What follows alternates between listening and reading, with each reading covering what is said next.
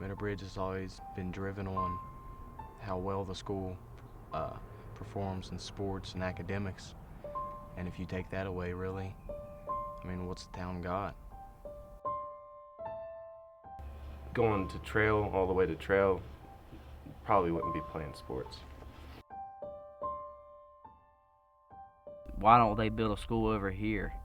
Instead of us going over there, why don't they build a new school over here and send them over here? That's my question. When you shut us down, you're taking our family away. What's the word acting?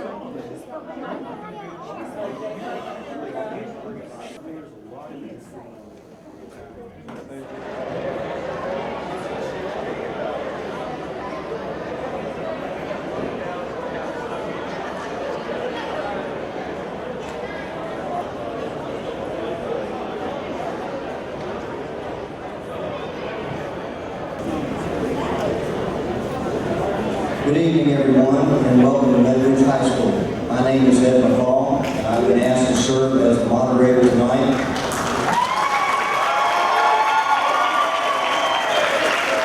We all care about the education of the children of Fayette County. In fact, we are all passionate about that very thing. Everyone here cares about the future of our county and of our communities.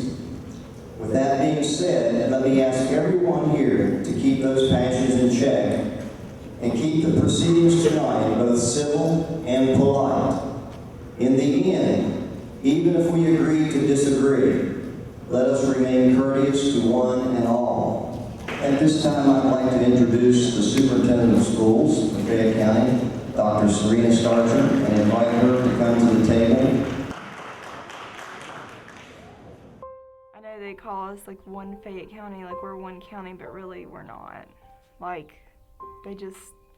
they wanted to consolidate the schools, so I think whenever they drew up the bond, they just drew up, like, they drew in things that would make every other like section of the county, like Valley, Fayetteville, Midland Trail, and Oak Hill, like give them reasons to vote for it, and then so that the people of Meadow Bridge will just get outnumbered. And I know there's people, when the state took us over, that was the first thing everybody in this community said. That's it. It's over. It's the state. We're tiny. They're not going to care about us. Surprisingly enough, people from the state have listened to us, whereas people in the county do not. People in the county do not value us, while the people at the state level have. And that's a sad shame. These are our neighbors. These are our fellow tax-paying citizens.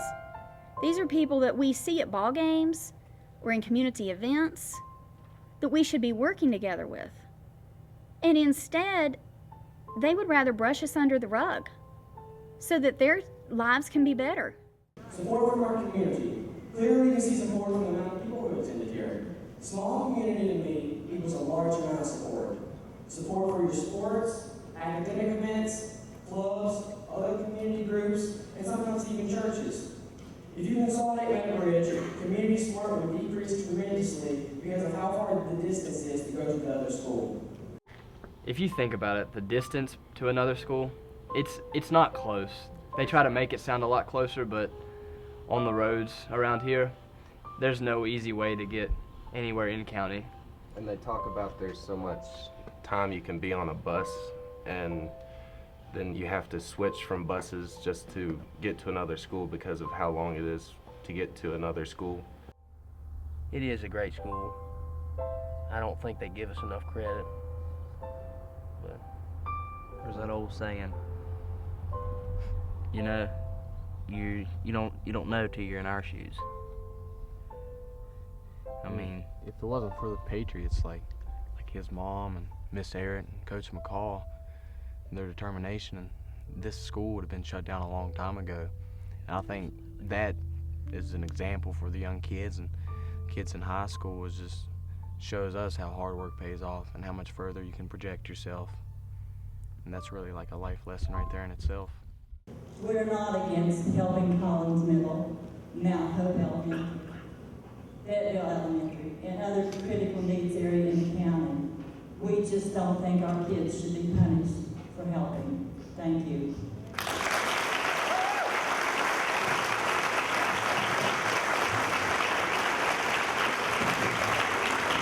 We're here because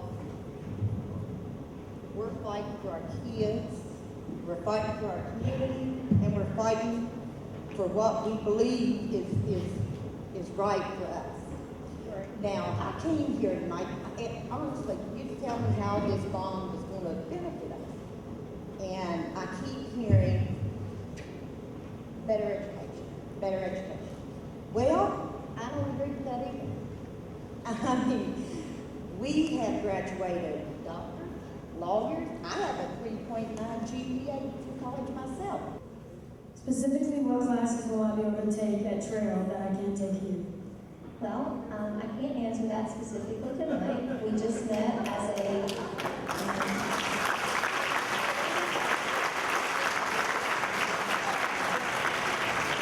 I was told one time that they need to go to Oak Hill or Midland Trail in order to receive better classes, more curriculum. But my response to that is, what can you learn if you're too tired to do anything once you get there? These children would have to get up with the current bus runs.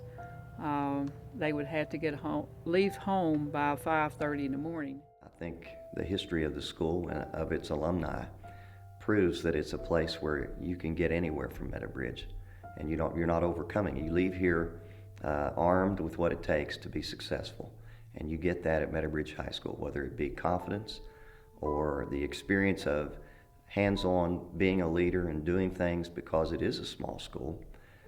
Most of our students end up in roles, active roles in learning, and that's the joy of it. The school, when you think of Meadow Bridge, that's what you think of as the school. That's pretty much all, that's what we really have here. I believe this school is the center of the community. It's the glue that pulls everybody together. They care about school, they care about their kids, they care about education. The threats of what will happen should this bond fail are scare tactics. One of my favorites is that we will lose the free lunch program for all students. That's a federal program. Why are voters being made to feel that this bond is their only option? Can you see that we, the citizens, are entitled to even and fair representation by our elected officials? Why fight over a bond? Why are people posting on social media about targeting renters, the elderly, and disabled to get yes votes? Having to target people for votes should never even have been thought of, because there is a responsibility to the county to do something for the common good instead of creating division and animosity. This bond leaves $66 million worth of work to be done if it passes. Who will be expected to pay for phase 2, the second bond that no one mentions yet? You. That's more inherited debt for you, your kids, and your grandkids. All of our children deserve an education. The feasible thing to do is vote no and demand the board steps up and gives us a bond that helps all involved, not while sacrificing others.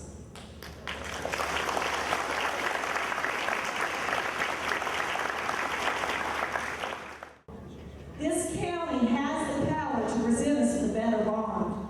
I stand in a room with people who have written a bond and also with people who share a vested interest, our children. We would love to be able to even know that we have a future.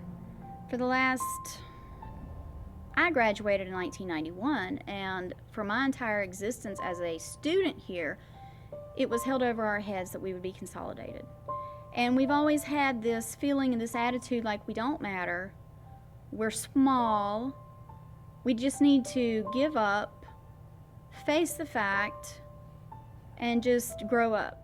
I would just like to state that Meadow Bridge High School is a true community school. I've coached football here for 46 years, and anytime I ask someone in the community to help out in a project, they were more than happy to do so, from digging ditches to putting roofs on our field house, on our band room, and all of this was done free gratis. So I think in today's education that we're starting to look more to smaller schools and to community involvement. And in the years I've been here, I don't think you can find a school that has more community involvement than this school here. We've had guys mowing our football field, weeding around our schools, you name it, and they have done it. And then like Miss Eric and the people at the church here, they make sandwiches for all the sports teams every day of the year.